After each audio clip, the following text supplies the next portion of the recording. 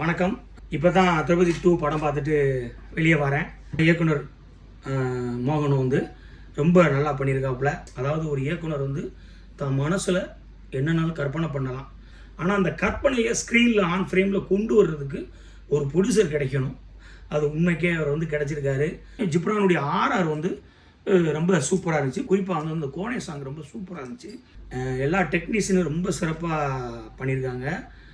பொதுவாக கேமராமேன் வந்து ரொம்ப நல்லா பண்ணியிருக்கிறாரு.